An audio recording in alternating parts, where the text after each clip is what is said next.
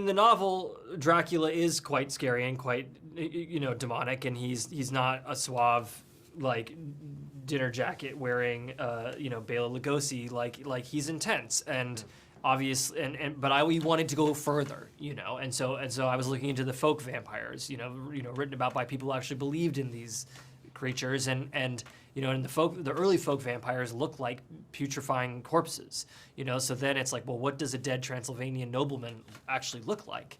And all of a sudden you have something that feels real because it's rooted in history, and I think we could kind of take the essence of Dracula and go further, Yeah.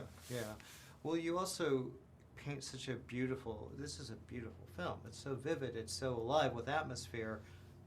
How did you get that atmosphere? When did you know this is what I'm looking for? This is a look at the film. I mean, there's so many influences, so many cinematic influences.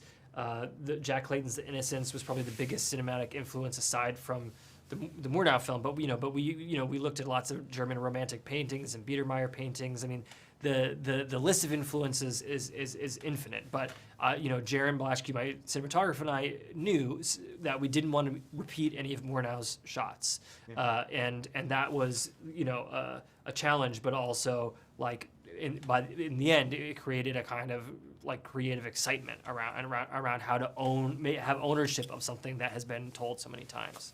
Well, you also created one of the coolest shots I've seen this year, the hand. Yes.